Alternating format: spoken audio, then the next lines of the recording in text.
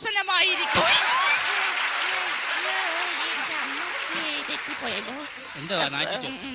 വേദിയിൽ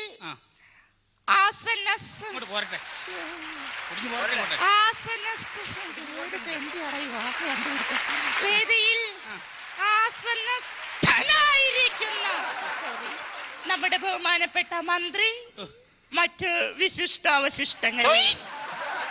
ഞാനിവിടെ വന്നപ്പോഴ് എന്നെ വളരെയധികം പുകഴ്ത്തി പലവരും ഇവിടെ സംസാരിച്ചു.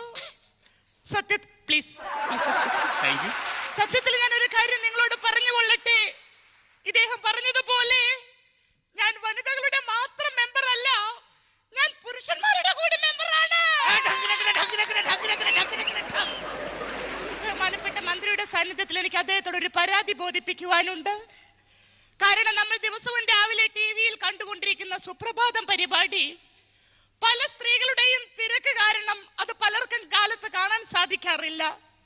ദയവ് ചെയ്ത് ബഹുമാനപ്പെട്ട മന്ത്രി ഇടപെട്ടുകൊണ്ട് ആ സുപ്രഭാതം പരിപാടി വൈകിട്ടത്തേക്ക് ആക്കി തരണമെന്ന് ബഹുമാനപ്പെട്ട മന്ത്രിയോട് ഞാൻ അപേക്ഷിക്കുകയാണ്.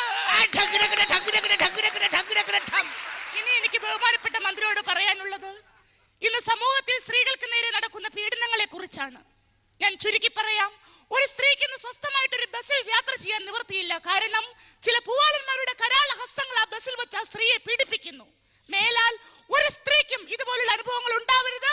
അവൾക്ക് സ്വസ്ഥമായി ബസ്സിൽ യാത്ര ചെയ്യാനുള്ള ഒരു സൗകര്യം ബഹുമാനപ്പെട്ട മന്ത്രി ഉണ്ടാക്കി തരണമെന്ന് അഭ്യർത്ഥിച്ചുകൊണ്ട് ഞാൻ എന്റെ വാക്കുകൾ നിർത്തുന്നു. നന്ദി, നന്ദി, നമസ്കാരം.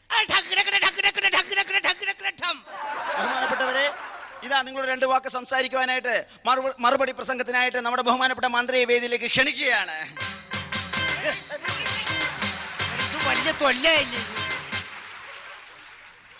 കൊട്ടുകാരനോട് കൊട്ടല്ലേ എന്ന് പറ. ചെണ്ടകൊട്ടുകാരൻ വേണ്ട. പ്രിയമുള്ള സുഹൃത്തുക്കളെ, ഞാൻ മറുപടി പ്രസംഗത്തിലേക്ക് കടക്കുകയാണ്. സ്ത്രീകൾ തബലകളാണ്, സോറി അബലകളാണ്. ഇന്ന് സ്ത്രീകൾ സമൂഹത്തിൽ അനുഭവിക്കുന്ന പീഡനത്തെ കുറിച്ച് നമ്മുടെ വനിതാ മെമ്പർ നിങ്ങളുടെ അടുത്ത് പറഞ്ഞു. അതിനുള്ള മറുപടി ഞാൻ പറയാം. ഇനി ബസ്സിൽ കയറുമ്പോൾ ഏതെങ്കിലും പുരുഷൻ നിങ്ങളെ അല്ലെങ്കിൽ ഏതെങ്കിലും പൂവാലൻ നിങ്ങളെ പീഡിപ്പിക്കാൻ ശ്രമിക്കുകയാണെങ്കിൽ നിങ്ങൾ ഒരു പണി ചെയ്യുക. അവരെ പാഠം പഠിപ്പിക്കുന്നതിനായിട്ട് ബസ്സിൽ കയറുമ്പോൾ 1 രൂപ 50 പൈസ കൊടുത്തൊരു ബ്ലേഡ് വാങ്ങിക്കുക. ഈ ബ്ലേഡ് മേടിച്ച് ഒടിച്ച് 2 വിരലിന്റെ ഇടയിൽ ഇങ്ങനെ വെക്കുക. എന്നിട്ട് ഏതെങ്കിലും ഒരു പൂവാല ശല്യം ചെയ്യുകയാണെങ്കിൽ അവന്റെ പുറത്ത് ഇൻഡു ആകൃതിയിൽ ഇങ്ങനെ 2 വര വരയ്ക്കുക. വരയ്ക്കുമ്പോൾ ഒരു കാര്യം ശ്രദ്ധിക്കുക, ഇൻഡു ആകൃതിയിൽ 2 വര മാത്രമേ വരയ്ക്കാമുള്ളൂ.